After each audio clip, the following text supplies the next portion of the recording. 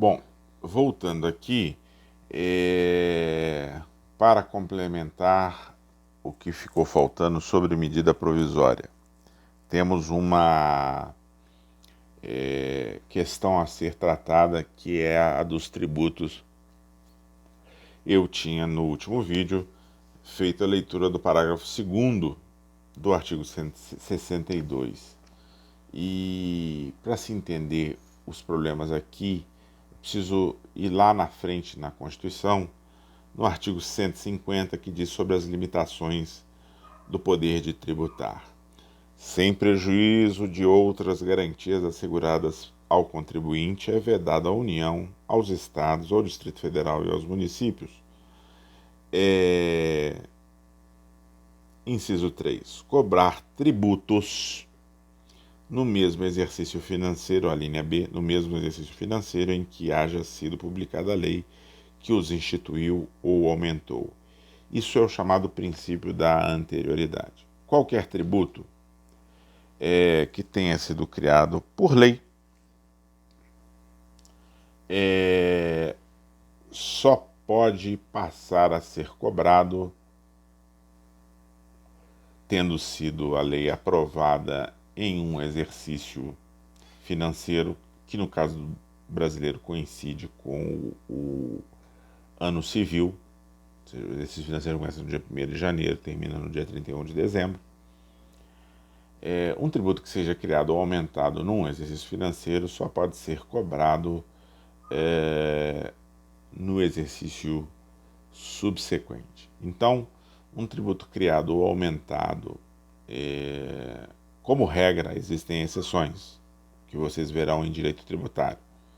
Mas, como regra, um tributo criado ou aumentado em 2020 só poderá ser cobrado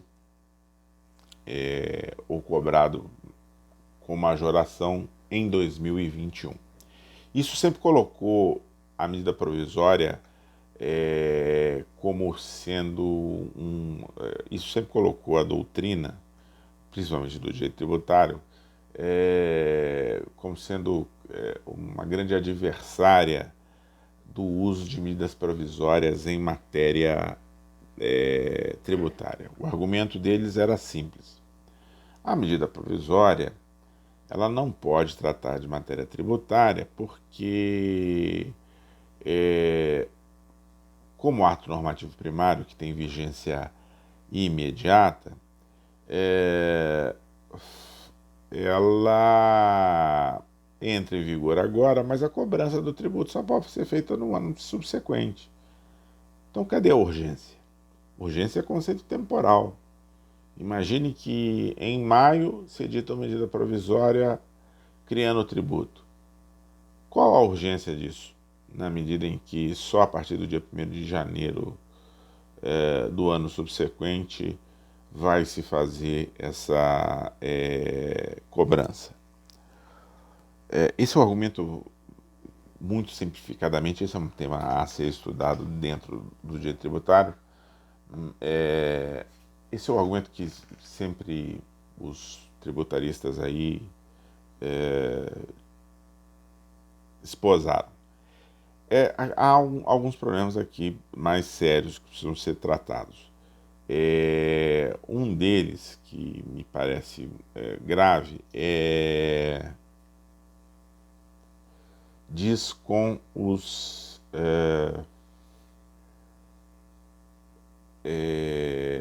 com o fato de que o argumento parece muito convincente, mas ele tem falhas. O processo legislativo das leis, que nós estamos aqui acabando de estudar, e estudamos nos vídeos passados, ele é um processo legislativo demorado. Não é um processo legislativo simples. A edição da medida provisória facilita, diante das necessidades de arrecadação do Estado, que o princípio da anterioridade seja cumprido. Um projeto de lei que aumenta tributo ou que cria tributo pode ficar meses sendo tramitando no Congresso Nacional. Se eu faço a criação do tributo meia medida provisória, eu garanto, porque a medida provisória tem vigência a partir da sua edição, eu garanto o marco temporal necessário para que, a partir do exercício subsequente, haja cobrança do tributo. Entendido as coisas desta forma, eu impeço, ou melhor dizendo, eu viabilizo que, a partir do ano do exercício tributário, do exercício fiscal subsequente, eu tenha a capacidade arrecadatória. Então, a medida provisória serviria ao menos como a edição dela num ano, para a cobrança do tributo no ano subsequente, serviria para evitar uma demora, e até o fato de que eu posso começar, por exemplo, apresentar um projeto de lei em 2020, o projeto de lei fica tramitando e só é aprovado em 2021, e aí eu vou cobrar só em 2022, a depender do tributo. Bom, esses são os dois lados, os dois argumentos. Os argumentos dos tributaristas, defendendo os seus clientes contribuintes, e o lado do governo, que precisa, por vezes, arrecadar para fazer caixa e tal. E diante das necessidades de cunho público, né? O que o Supremo sempre decidiu? O Supremo sempre decidiu que era possível a criação de tributo, a majoração de tributo, mediante medida provisória. E a ideia básica era de que, respeitado o princípio da anterioridade, poderia haver a cobrança do tributo, mesmo que o processo legislativo de conversão da medida provisória em lei ainda não tivesse sido concluído. A emenda constitucional número 32 deu nova redação ao artigo 62 e inseriu esse dispositivo que eu já li aqui para vocês. Medidas provisórias, medida provisória que implique instituição ou majoração de imposto, exceto os previstos nos artigos tais e tal, só produzirá efeitos no exercício financeiro seguinte, se houver sido convertida em lei até o último dia daquele em que foi editada. O que mudou aqui? Primeiro, vamos estabelecer o seguinte. Ao contrário do que dizia o Supremo, agora o parágrafo 2º, para uma espécie tributária, que é o imposto, são 5 as espécies tributárias, segundo o próprio Supremo Tribunal Federal, mas para uma delas, o imposto, ele estabeleceu uma modificação importante na própria jurisprudência do Supremo Tribunal Federal. Ele, em última análise, disse, esse parágrafo 2º, que a medida provisória editada, vamos pegar o exemplo de 2020, em 2020, que cria um imposto ou majore um imposto, para poder ser cobrada em 2021, ela tem que ser convertida em lei até o final de 2020. Até o final de 2020. Então aqui há uma diferença da posição que o Supremo tinha lá antes da emenda constitucional. Porque, na verdade, aqui exige-se a transformação ou a conversão da medida provisória em lei quando, em matéria de imposto, a criação e majoração dessa figura tributária. se existe a criação de um imposto ou a majoração do imposto, a cobrança em 2021 só se fará se a conversão da medida provisória editada e que criou, aumentou o tributo, esse imposto, seja em 2020 seja feita a conversão da medida provisória, seja feita no próprio ano de 2020. Com isso, em matéria de impostos, de criação de impostos ou de majoração de impostos, a medida provisória perde o seu caráter de ato normativo primário. Ela só é um projeto de lei de conversão que tem uma forma muito rápida, muito expedita de tramitação, como nós acabamos de ver no vídeo passado. É esse o ponto, mais nada. Agora, como eu já disse aqui, imposto é uma das 5 espécies de tributos existentes no direito brasileiro. Com relação às outras 4 espécies, o Supremo Tribunal Federal, e eu não vou aqui nem me referir a elas, porque isso é uma matéria realmente lá do direito tributário, mas, por exemplo, uma taxa, com relação a essas outras 4 espécies, como a taxa, por exemplo, o tribunal insiste na sua antiga posição. Então, se uma medida provisória cria uma taxa, que é uma das espécies tributárias, em 2020, pouco importa quando se dará a conversão desta medida provisória em lei. Já a partir do dia 1º de janeiro de 2021, pode haver cobrança. Pode haver cobrança. Então, continua a antiga jurisprudência.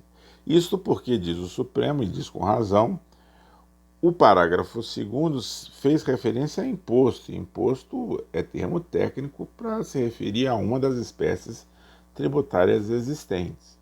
Então, os demais tributos, eles continuam na mesma lógica. Para eles, a edição de uma medida provisória que crie um desses tributos ou majore um desses tributos, ela vale como ato normativo primário e como projeto de lei de conversão.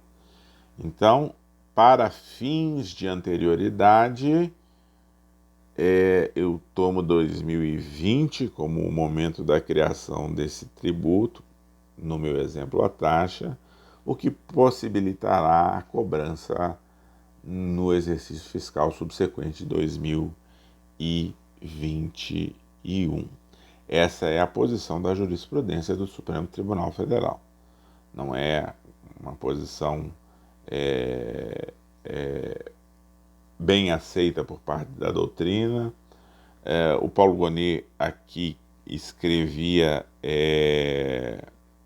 não sei se ainda escreve nessa edição, não me lembro aqui, li rapidamente essa edição. Nas edições passadas ele achava um absurdo que houvesse sido feita essa distinção entre imposto e demais espécies tributárias e defendia uma aplicação ampliativa do parágrafo 2º, dizendo que o parágrafo 2º valia para toda e qualquer espécie tributária, mas essa não é a jurisprudência do tribunal. O tribunal interpreta de maneira restritiva esse dispositivo e diz: ele vale apenas para imposto. Então, reforçando aqui, as demais espécies tributárias, como uma taxa, nelas, a medida provisória pode ser utilizada e ela terá esse duplo caráter de ato normativo primário e de projeto de lei de conversão. Ato normativo primário porque ela marca o ponto a partir do qual eu conto a data para a anterioridade.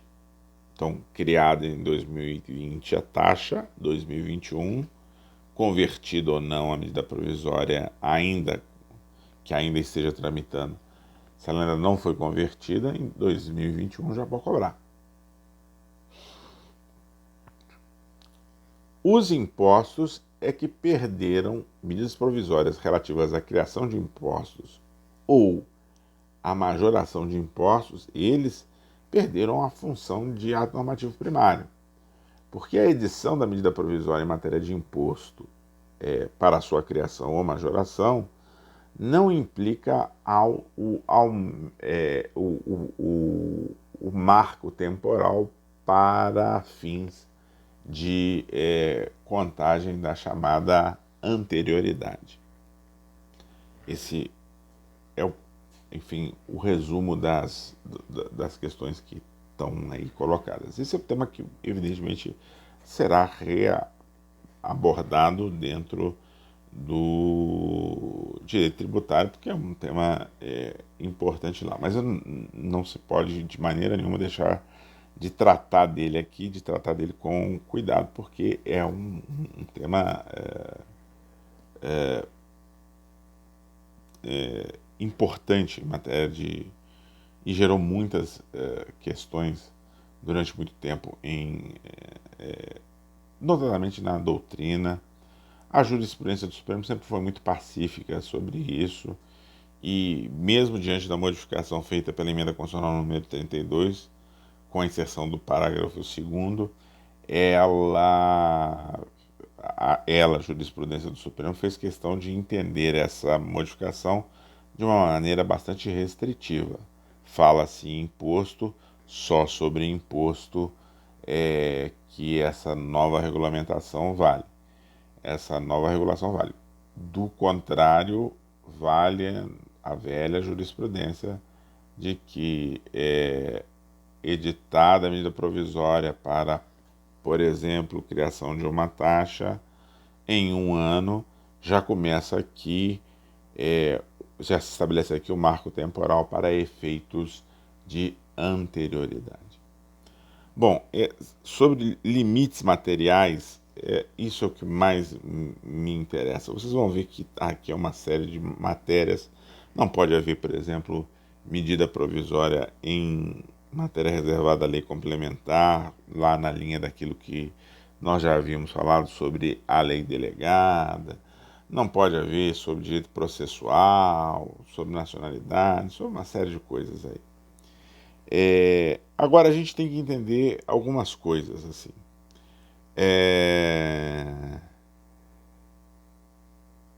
Como ato normativo primário, a medida provisória tem um período máximo de vigência. Atenção, atenção, atenção. Não confundir esse prazo que eu vou explicar aqui agora com aquele de 45 dias. Os 45 dias dizem com a tramitação do projeto de lei de conversão. Se os 45 dias são alcançados, a partir do 46º dia, existe o quê? Existe o sobrestamento da pauta, existe trancamento de pauta onde estiver o projeto de lei de conversão, seja no Senado, seja na Câmara. Mas a medida provisória não caducou, não perdeu seus efeitos. Há aqui, na combinação de uma série de artigos que são um pouco confusos e, portanto, é necessária a leitura do texto que, por vocês, estou remetendo como tarefa, bem como também a leitura do manual. Há um prazo estabelecido de 120 dias, que pode ser um pouco mais dilatado conforme circunstâncias também previstas aqui, como recessos parlamentares e tal, mas basicamente a medida provisória vale como ato normativo primário durante 120 dias. O que significa dizer que, editada a medida provisória hoje, nós temos dois prazos que correm e que são independentes entre si. Um diz respeito ao processo legislativo. 45 dias para a conclusão, sob pena de trancamento de pauta onde se encontrar o projeto de lei de conversão. Outro diz respeito aos 120 dias de vigência da medida provisória como ato normativo primário, fim dos quais a medida provisória caduca. E aí, evidentemente, também há o destrancamento da pauta, porque rejeitada por decurso de prazo a medida provisória. Então, o projeto de conversão de lei está rejeitado pelo prazo, pelo decurso do prazo dos 120 dias. Então, entre o 46º e o 120º dia, pode haver paralisação dos trabalhos de uma das casas do Congresso Nacional, mas a medida provisória continua vigente. Passado o 120º dia, aí a medida provisória caduca, e caduca como ato normativo primário, e entende-se como rejeitado por decurso de prazo o projeto de lei de conversão. Acabou. Então, mantenham sempre em mente essa distinção. Uma coisa é o prazo extraordinariamente célere para a apreciação do projeto de lei de conversão da medida provisória em lei. Outro é o prazo de 120 dias de vigência da medida provisória, que pode ser estendido por algum tempo. O parágrafo 12, que nós lemos há pouco, diz que, aprovado o projeto de lei de conversão alterando o texto original da medida provisória, esta manter-se-á integralmente em vigor até que seja sancionado ou vetado. Então, mesmo que no 120º dia você tenha lá, finalmente, antes de caducar, aos 45 do segundo tempo, você tem a conversão, aprovação da medida provisória com modificações, o presidente terá, porque houve modificações, ele terá 15 dias úteis para sancionar ou vetar, como já vimos. E aí, nesses 15 dias, o que vale? Vale o texto que ele mandou ou vale o texto com as modificações feitas no projeto de lei de conversão? Vale o texto como ele mandou. Então, nós podemos ter até, por exemplo, mais 15 dias, além dos 120, de vigência do texto original lá, até que ele decida o que fazer. Ele, o presidente da República, decida o que vai fazer. Outros aspectos que ainda possam gerar alguma dúvida aqui. Em caso de rejeição da medida provisória, seja por decurso de prazo ou porque ela foi simplesmente rejeitada, houve votação e Câmara ou Senado rejeitaram a medida provisória, o que se faz com os efeitos que ela produziu, porque ela produz efeitos desde a sua edição.